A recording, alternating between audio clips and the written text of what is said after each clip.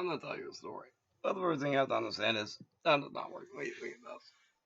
You can call me Oracle, because I'm the one who's talking to you. Welcome to the cult. So it's a bit of an update. I haven't done a video in like, I don't know, a week or so because I'm a new channel. I've only been around less than 2 months. So I don't feel a need since I put out so many so quickly. I put a bunch of my previous videos onto an SD card to archive them, make some new space on my recording laptop, that sort of thing. Update on the garden back there because I keep a garden in my bathroom. It used to be in my mom's room, so it's a master bedroom. It has its own bathroom. It's pretty pimpin', I can't lie. But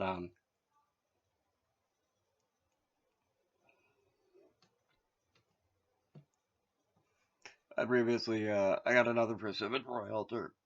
A banana. I've already planted the banana. I'm not really hopeful on the banana because the plantain doesn't look like it seeded very well, but I'll see.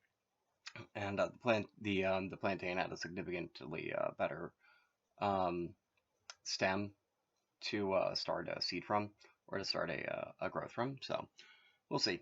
I also had to use a. I'm gonna have to probably get a new torch for my intros because unfortunately the one I had it looks like it's not holding butane anymore or whatever it is. But I still got my fog machine. I should actually use my fog machine on one of these things.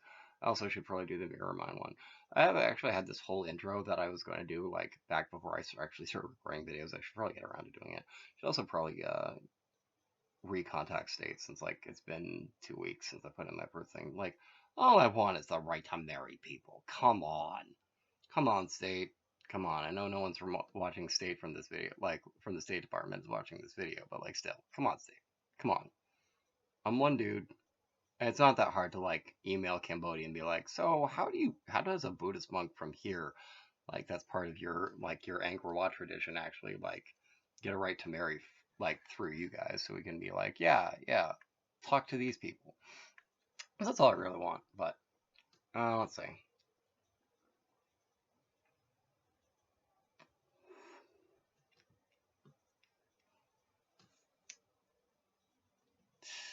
It's about a week before Christmas.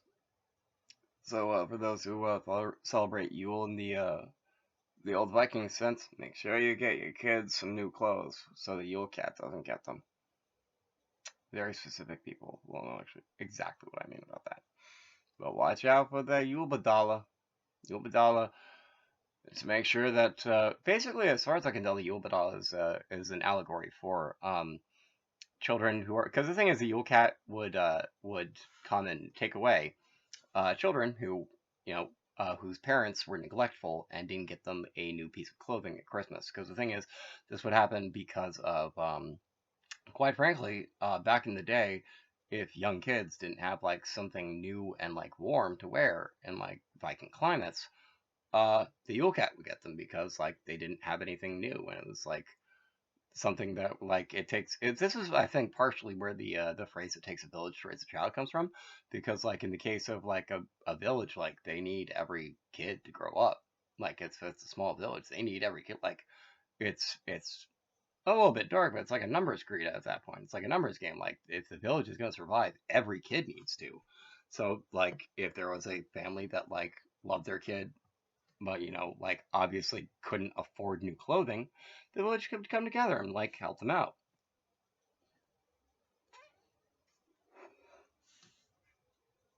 All right. And oh,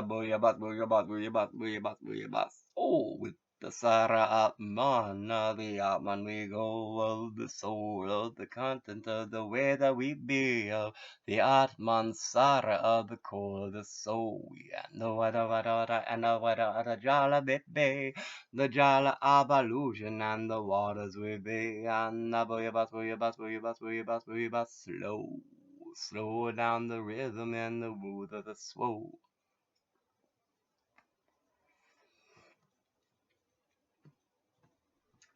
Oh, so I collect these. These are Jack T. Chick books. Now, Jack T. Chick, I'm gonna be real. little bit of a bigot. By which I mean he was very, very, very, very, very, very, very of the coming of the rapture, and like everyone like all the homosexuals, you're all going to hell. If you're famous and you like didn't dedicate every single work you did to portraying Jesus, you're going to hell. Only Jesus, the Word made flesh, matters. Now here's the thing, like he was a bigot, and he was specifically like a Christ-centered bigot. But the thing is, like, it's unfortunate, but like his bhakti was real, and like that's the thing. Like I won't like it was misplaced. It was misplaced, but it was real, and that's why part of why I collect those things, because like I mean Jack T. Chick is no longer with us. He's like presumably moved on to like well, limbo and purgatory, to be like, yo, so all of that stuff you said that was really hateful, yeah, I, your God, not okay with that. Not okay with that. Now, you did it from a place of like distorted view of your love for me. And so like I will forgive you, but like you gotta learn. And like that's my opinion of what happened with, Jack T. Chick. But like that's part of why I collect those, because like people still push those around, and like it's important that like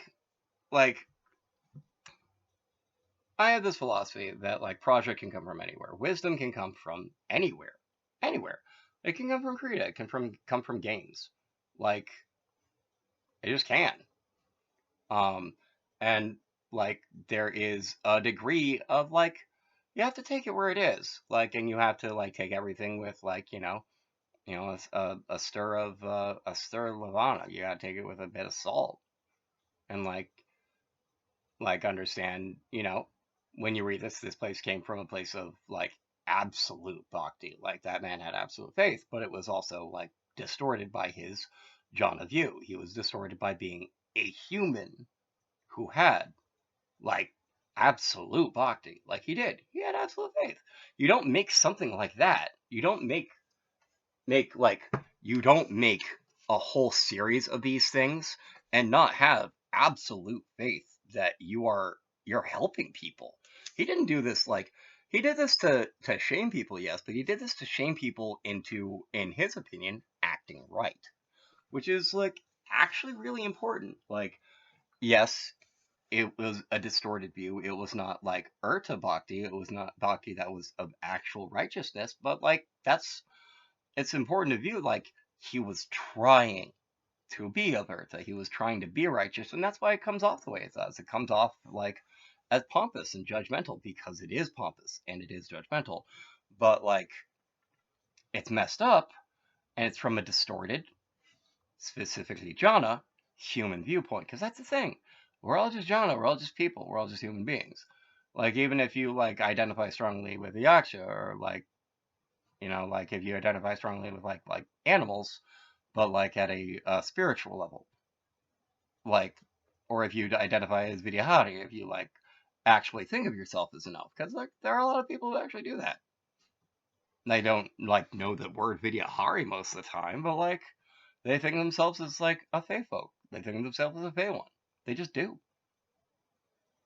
They think of themselves as Yogini. They think of themselves as a fairy being, and not as like necessarily as just like you know Jana, I'm a human. They think of themselves as via Jana. They think of themselves as like elf human, but not like in a half elf way. If that makes sense. Anyway, I think that like mostly covered like I don't exactly remember what I was going on with this about, but I think it's mostly oh yeah, so I'm gonna try to work on some dragon fruit. So like I already worked on the banana. Like I have some plum pits that I had from earlier that I'm gonna crack open, and that's gonna go in the garden back there. And oh, I got one of my satfala. I got one of my pomegranate seeds to sprout. I'm gonna tear through a pomegranate that I got earlier and pull out some seeds from that one to see if I can get another satfala sprout growing, another pomegranate tree growing. But get myself my little Priodata bead or my druid grove going in my bathroom. Just have a bunch of little. Oh, I also got a lavender tree, which I'm very excited about. It kind of looks like a Christmas tree. I'm gonna treat it like a mini Christmas tree. I might get like a micro Douglas fir, but like I'm not so sure about that. We'll see. Anyway. And that's the booyah bus, booyah bus, booyah bus, booyah bus, booyah bus. So I tell you a story about the color of the time that we know. Tell the thing about the time it does not always be working in the way that even as a kuna may be thinking with the mana and the thought that it be.